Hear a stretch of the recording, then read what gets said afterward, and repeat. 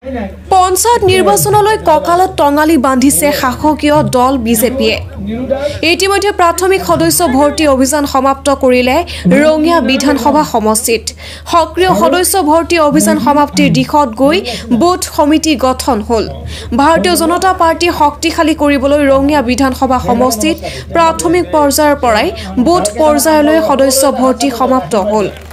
ৰঙিয়াৰ চেপ্টিত অনুষ্ঠিত হোৱা নৱগঠিত বুথ সন্মিলনত প্ৰতিগৰাকী বুথ সমিতিৰ সভাপতিক আমন্ত্ৰণ জনাই উষ্ম আদৰণি জনাই ৰাজ্যিক বিজেপিৰ সভাপতি ভৱেশ কলিতাই।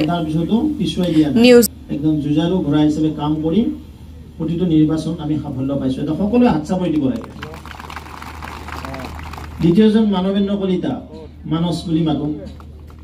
সংগঠন পৰ্ব চলি আছে।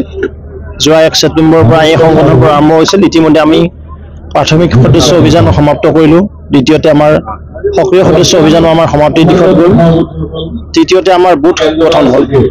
আজি আমাৰ ৰঙিয়া সমষ্টিৰ নৱগঠিত যি 31 নং ৰঙিয়া বিধানসভা সমষ্টি আছে, আমাৰ মুঠ পুলিং ষ্টেচন হৈছে বুথ হৈছে 256 আৰু আটাইকেইটা বুথ কমিটি আমাৰ গঠন হ'ল আৰু আটাইবিলাক সন্মানীয় বুথৰ সভাপতিক আজি আমি আমন্ত্ৰণ জনাইছিলোঁ।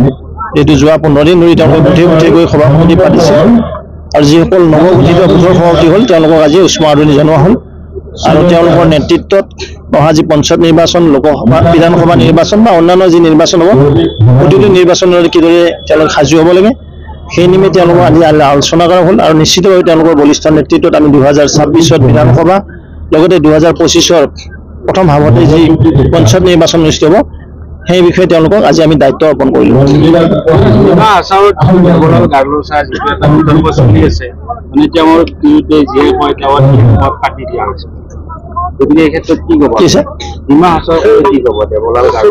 আজি ইয়াত সংগঠন পৰ্বৰ সভা, চৰকাৰৰ কথাটো পিছত নহ'লে আকৌ বেলেগ হৈ যাব।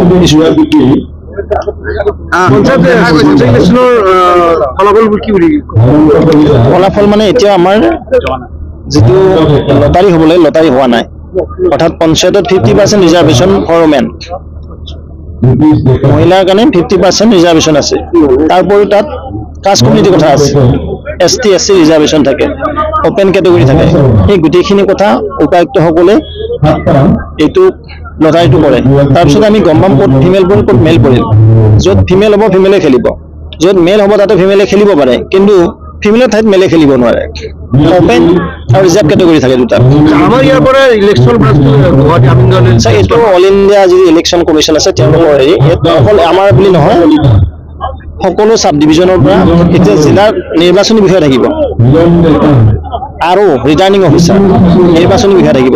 মই চাইছোঁ ECR গাইডলাইনখন ইলেকশ্যন কমিশ্যন অফ ইণ্ডিয়াই এইখন মানে বনাইছে। ইয়াত চৰকাৰৰ কোনো হেৰি নাগায়, স্বতন্ত্ৰীয় বুলি ইলেকশ্যন আয়োগ, নিৰ্বাচন আয়োগে ইলেকশ্যন কণ্ডাক্ট কৰে।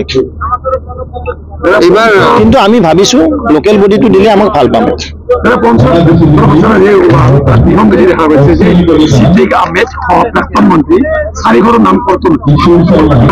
ক'ৰবাত আছে নেকি এইটো চাব, খেলি মেলি মানুহ ক'তো যোৱা নাই। তাত শুনক, আপোনালোকে সুধিব লাগিছিল সেইটোৱে বুথ লেভেলৰ যিটো হয়, অৰ্থাৎ গাঁও সভাৰ প্ৰতীকবিহীন, প্ৰতীক থাকিব তেনে পলিটিকেল পাৰ্টি বেনাৰত নহয়। পলিটিকেল পাৰ্টি যেনেকুৱা আমাৰ পদুম ফুল আছে, অসম গণ পৰিষদৰ হাতী আছে বা কংগ্ৰেছৰ হাত আছে। Report daily 24।